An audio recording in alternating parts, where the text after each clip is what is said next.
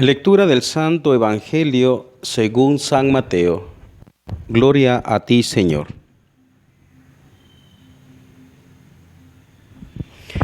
En aquel tiempo, Jesús tomó consigo a Pedro, a Santiago y a Juan, el hermano de éste, y los hizo subir a solas con él a un monte elevado. Allí se transfiguró en su presencia. Su rostro se puso resplandeciente como el sol, y sus vestiduras se volvieron blancos como la nieve. De pronto aparecieron ante ellos Moisés y Elías conversando con Jesús. Entonces Pedro le dijo a Jesús: Señor, qué bueno sería quedarnos aquí. Si quieres, haremos aquí 3 chozas, una para ti, otra para Moisés y otra para Elías. Cuando aún estaba hablando, una nube luminosa los cubrió y de ella salió una voz que decía: Este es mi Hijo muy amado, en quien tengo puesta mi complacencia. Escúchenlo. Al oír esto, los discípulos cayeron rostro en tierra, llenos de un gran temor. Jesús se acercó a ellos, los tocó y les dijo: Levántense y no teman. Alzando entonces los ojos, ya no vieron a nadie más que a Jesús. Mientras bajaban del monte, Jesús les ordenó: No le cuenten a nadie lo que han visto, hasta que el Hijo del Hombre haya resucitado de entre los muertos. Palabra del Señor. Gloria a ti, Señor Jesús. Estamos en el domingo 17º del tiempo ordinario, pero hoy estamos también en el 6 de agosto, una fecha en la que la Iglesia celebra lo que conocemos como la fiesta de la transfiguración del Señor. Por eso en este domingo no aparecen las lecturas continuadas del domingo que ya dije, sino las lecturas de la fiesta correspondiente del Señor. Y quisiera empezar pues con una lectura de Anastasio Sinaíta, obispo. Esta es enseñanza de la Iglesia. Dice del sermón en el día de la transfiguración del Señor. Dice este obispo: el misterio que hoy celebramos lo manifestó Jesús a sus discípulos en el monte Tabor, después de haberles hablado mientras iba con ellos acerca del reino y de su segunda venida gloriosa, teniendo en cuenta que quizá no estaban muy convencidos de lo que les ha sido anunciado acerca del reino, y deseando infundir en sus corazones una firmísima e íntima convicción, de modo que por lo presente creyeran en lo futuro, realizó ante sus ojos aquella admirable manifestación en el monte Tabor, como una imagen prefigurativa del reino de los cielos. Un trocito nada más leo, pero quise empezar con esto porque también nos da una explicación. Hay otra explicación que hay por ahí, ¿verdad? Que es también para darles ánimo a los discípulos, porque también inmediatamente ha precedido el anuncio de Cristo que les hace a sus discípulos acerca de que Él va a padecer. Y entonces, para que no se asustaran ni su fe se debilitara, en ese sentido coincide mucho con esto que dice aquí él, pues para que su fe no se debilite ante semejante impacto, entonces les muestra quién es Él. Pero aquí enfoca, y es lo que quiero también yo repetir en esta fiesta, aquí enfoca también la predicación del reino. Lastimosamente la palabra reino no está en nuestro léxico, y por eso no lo identificamos mucho y no vemos mucho como a qué se refiere.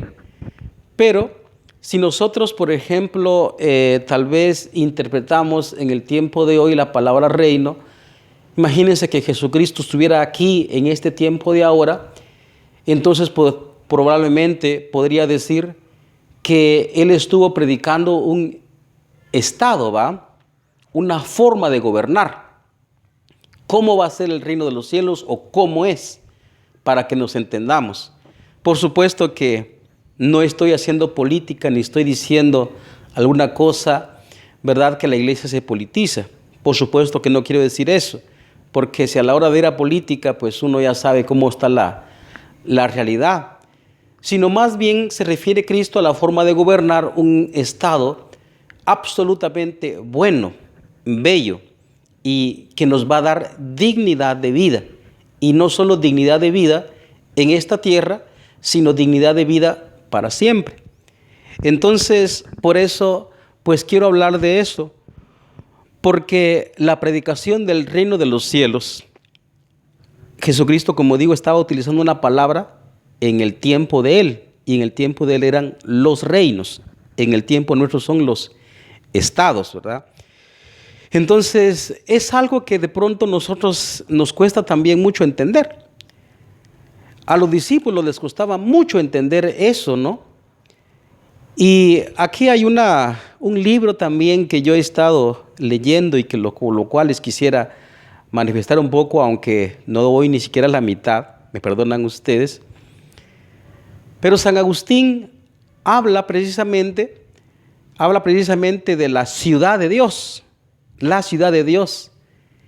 que es algo así, ¿verdad? Como la visión que tiene Agustín de los reinos de este mundo como son, pero pues viene a implantarse, aunque por favor entiéndame esta palabra que estoy diciendo, que Cristo quiere implantar aquí el reino de los cielos, como dice también, recordarán ustedes algunas de las plegarias eucarísticas, específicamente de la fiesta de Cristo Rey, un reino de paz, un reino de justicia, un reino de amor, ¿verdad? Un reino donde va a haber pues todo eso que nosotros tanto anhelamos.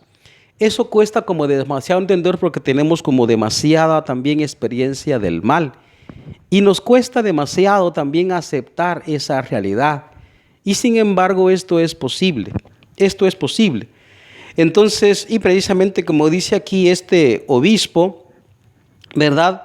Repito una vez más, dice, el misterio que hoy celebramos lo manifestó Jesús a sus discípulos en el monte Tabor, después de haberles hablado mientras iba con ellos acerca del reino y de su segunda venida. Como eso es tan, lo digo así, increíble decir, que cuesta creer, que no se puede dar como crédito. Sin embargo, Cristo al manifestarles eso le dice que eso es una realidad. Y es muy interesante cómo la segunda lectura que sugiere hoy también la liturgia dice de la siguiente manera Pedro. Nuestra segunda lectura es de la carta del apóstol San Pedro, la segunda carta, no capítulo 1. Dice San Pedro: hermanos, cuando les anunciamos la venida gloriosa y llena de poder de nuestro Señor Jesucristo, no lo hicimos fundados en fábulas hechas con astucia, sino por haberlo visto con nuestros propios ojos, dice él, ¿no? En toda su grandeza. No son fábulas, no son mitos. Por supuesto que no, porque de hecho cuando se ataca a la fe cristiana, se le hace ver al cristiano, al creyente, como que en lo que cree son una cantidad de cosas, de fábulas, unas cosas inexistentes. Y sin embargo, esto no es así, sino que es una cosa real. Ahora, la reflexión que podemos sacar nosotros de esto, hermanos, es lo siguiente. Me interesaba mucho esta introducción, pero ahora quisiera hablar también de la naturaleza nuestra, porque aquí está un problema para nosotros. El problema es que la sociedad nos ha implantado, y ahí sí a la fuerza y con violencia incluso, bajo engaños auditivos, audiovisuales, subliminales y todo tipo de canales por los cuales puede introducirse en el ser humano. ¿Verdad? Lastimosamente aquí como que me da un poquito de no sé cómo, por dónde entrar, porque lastimosamente nosotros hoy queremos las vivencias y la existencia lo queremos experimentar todo de un solo. Toda la gente quiere los placeres y la gente quiere disfrutar y la gente quiere, por supuesto, todo eso, pero lo quiere así de la manera inmediata. Y por consiguiente, cuando se nos predica algo que nosotros, por ejemplo, somos peregrinos, como dice toda la fe cristiana católica, somos peregrinos en esta tierra, que nos espera un futuro en donde va a haber, por supuesto, el reino que ya dijimos, Entonces eso, bueno, ¿cuándo esperar todo eso? Yo quiero las cosas ya. Y aquí es donde cuesta bastante, digamos, en el caso personal se los manifiesto. Uno, ¿cómo hace? ¿Cómo podemos transmitir si la gente hoy quiere lo inmediato? ¿Verdad? Y por eso es que cualquier tipo de anuncio propagandístico, de bebida, de experiencia y de lo que sea, todo es inmediato y la gente se va por todo ello.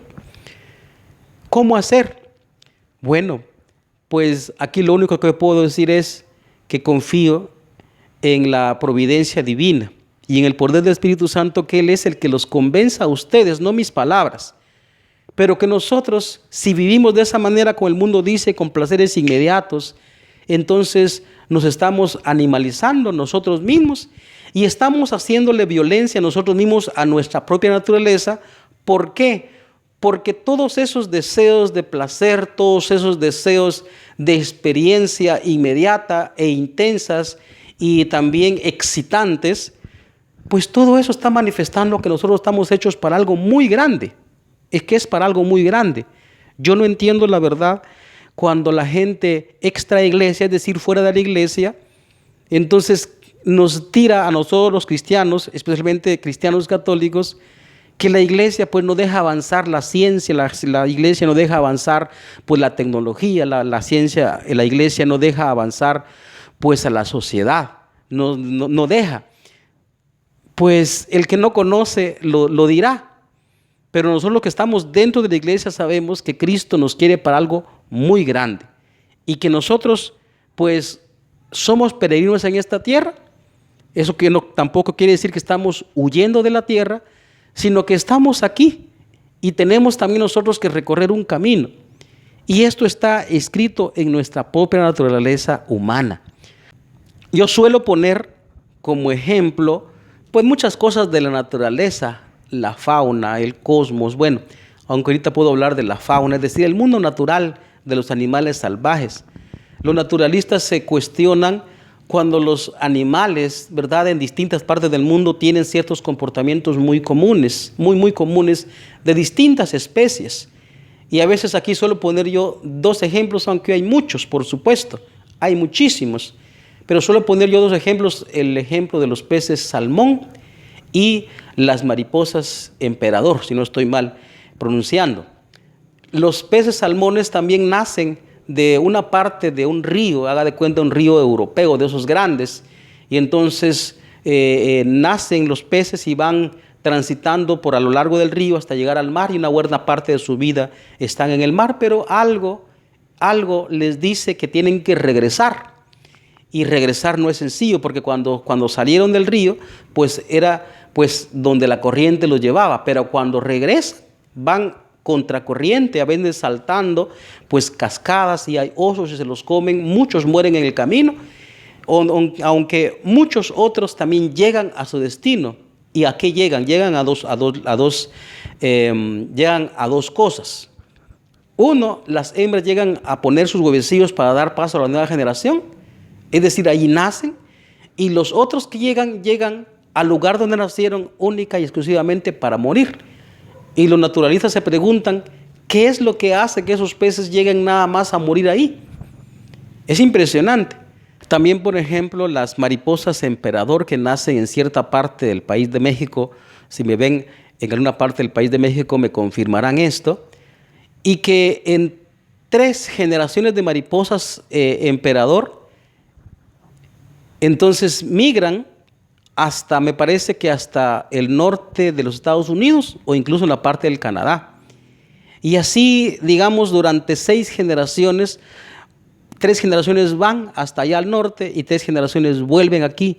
Y entonces los naturalistas se preguntan, ¿qué es lo que hace que las mariposas hagan ese recorrido exactamente la misma vía y vuelven a regresar otra vez? Dije 2, pero voy a poner otro ejemplo. El maravilloso ejemplo de las aves migratorias, que nacen en una parte del mundo y después hay veces, bueno, no a veces, sino en cierta época del año, pues migran a otra parte del planeta y recorren miles y miles de kilómetros. Y entonces los naturalistas se preguntan, ¿qué es lo que hace que esas aves pues vayan de un lugar a otro. Y la respuesta, pues superficial, es muy sencilla. Que se acabó la comida en una parte del mundo, es decir, se acabó la vida, y después van migrando a otra parte del planeta, es decir, donde hay vida para poder vivir. Y así podemos ir mencionando una serie de animales, podemos mencionar muchos ejemplos aquí de la naturaleza. Pero nosotros también tenemos eso en nuestro interior.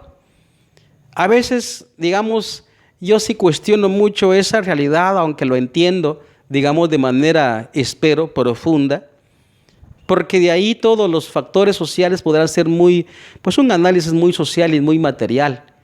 Pero en el ámbito social, por ejemplo, se pregunta mucha gente, pues, ¿qué es lo que hace que toda la gente a veces migre de un lugar a otro?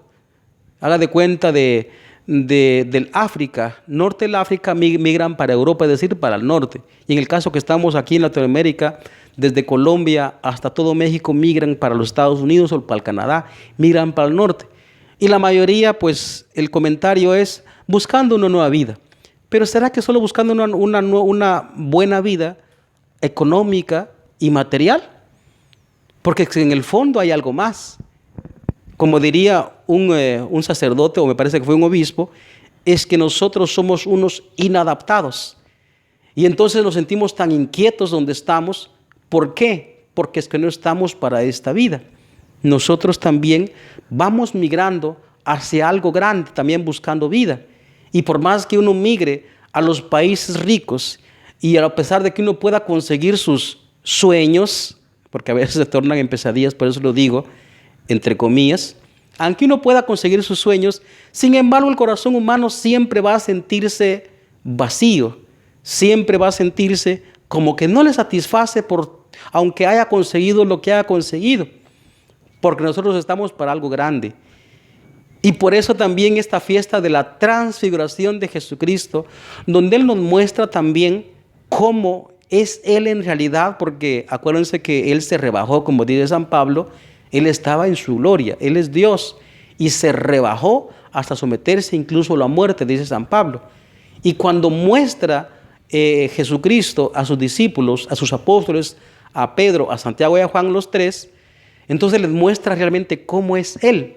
Se dice transfiguración porque pues está en un estado humano normal, y sin embargo después les muestra cómo realmente es Él.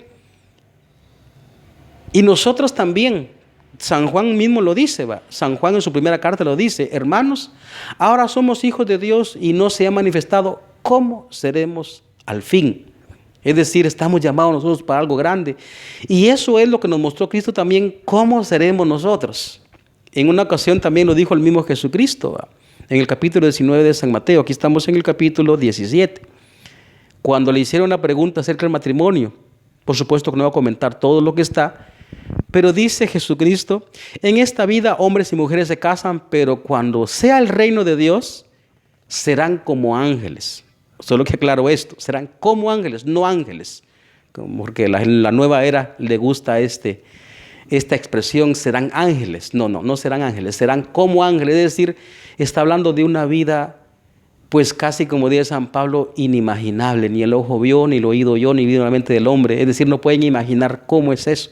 Lo que sí estamos seguros es que es algo muy grande, algo muy grande. Y repito una vez lo que dice en nuestra segunda lectura: esto no es una fábula, es que ellos lo vieron, Para terminar, pues, yo quisiera pedirles que nosotros creamos en esta vida, que hay algo muy grande, que hay una ciudad, como dice San Agustín, una ciudad de Dios, y nosotros somos ciudadanos del cielo, y para allá vamos. Eso se termina. Lo que Cristo nos quiere para nosotros, que realmente nosotros vamos a hacer lo que vamos a hacer según el plan de Él, entonces nosotros migremos para allá, que vayamos para allá, que esta vida es un poco dura, muy dura de hecho, como Cristo lo mostró en la cruz, pero que también estamos esperando, si pasamos por el camino angosto, como dice Cristo, nos espera algo grande. Hermanos, la vida va a ser muy bella allí, va a ser muy bella. Por favor, no tomemos las palabras de los grandes ateos de los grandes que atacan la fe y le estamos creyendo. Por ejemplo, Federico Nietzsche decía que seamos fieles a esta tierra. Pues en cierto sentido sí, porque también hay que ver alrededor. No creamos tanto en eso, sino que nosotros, si tenemos fe, recuérdense que la fe es objetiva, es completamente racional. Uno cree en alguien cuando se nos enseña, un profesor, un buen profesor de historia, de biología, de ciencia, de astronomía, de lo que sea, o eso es fe, uno va aprendiendo porque uno confía en esa persona que no me está diciendo mentiras. Entonces tenemos que confiar también en Cristo, que Cristo nos mostró algo muy grande, la vida grande que nos espera a nosotros, Él nos la enseñó. Y por eso dice aquí Pedro, que no está fundado por fábulas, ni hecha con astucia, sino porque ellos lo vieron con sus propios ojos. Lo vieron con sus propios ojos. Termino entonces pidiéndoles que cuando ustedes lean la Sagrada Escritura, por favor no piensen que están leyendo un montón de cuentos de fábulas, sino que la Sagrada Escritura es un libro testimonial, al modo del derecho y de la justicia, ¿verdad? Cuando uno entra al archivo de un abogado, entonces uno entra al archivo y hay una cantidad de testimonios, ¿verdad? De hechos, de personas, ¿verdad? Que vieron un suceso, y ahí están testimonios de personas que hablaron de que vieron aquel suceso. Pues así hay que leer también la Sagrada Escritura, ¿verdad? Como un libro testimonial de alguien que lo vio. Entonces, hermanos, nos espera la ciudad de Dios, para allá vamos. Y le agradecemos tanto a Cristo Jesús el haberlo mostrado cuando estaba en esta vida. Transfigurémonos con el Señor. Amén.